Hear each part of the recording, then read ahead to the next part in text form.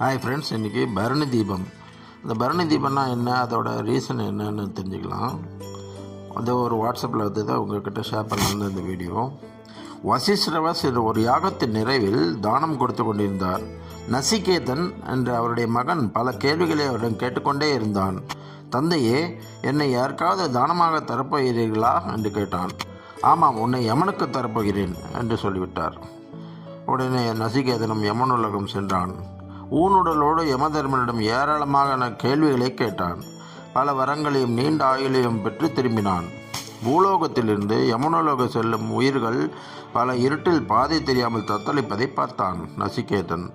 கார்த்திகை மாதத்தில் திருக்கார்த்திகைக்கு முன்பாக வரும் பரணி நட்சத்திரத்திலிருந்து யார் வீடுகளில் விளக்கேற்றி வைக்கப்படுகின்றதோ அந்த வீட்டைச் சேர்ந்தவர்களுக்கு வெளிச்சம் தெரியும். அது மட்டுமல்ல, கார்த்திகை தீபத் திருநாள் என்று சொக்கப்பனை ஏற்றால் அனைத்து உயிர்களுக்கும் வெளிச்சம் கிடைக்கும். அன்று முதல் பரணி தீபம் எங்கும் ஏற்றப்பட்டது. அதோடு சக உயிர்களின் நன்மைக்காக சொக்கப்பனை கொளுத்தும் வழக்கமும் வந்தது.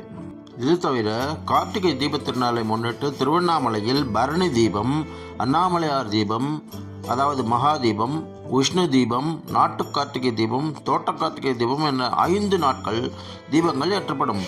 முதல் நாள் பரணி தீபம் ஏற்றுவார்கள். பரணி காளிக்குரிய நாளாகும்.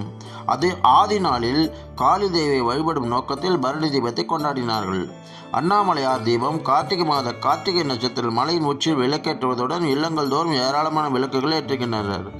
இது சிவபெருமானை குறித்து கொண்டாடும் விழாவாகும். இதை அண்ணாமலையார் தீபம் என்று அழைக்கிறார்கள். பரணி தீபம் என்றால் என்ன? அதிகாலையில் பரணி தீபம் அண்ணாமலையார் கருவறையில் ஏற்றப்பட்டு பின்னர் அர்த்த மண்டபத்தில் 5 தீபங்களாக இவை காட்டப்படும். கார்த்திகை மாத பரணி நட்சத்திரத்தில் இந்த தீபம் காட்டப்படுவதால் பரணி தீபம் என்று பெயர் பெற்றது.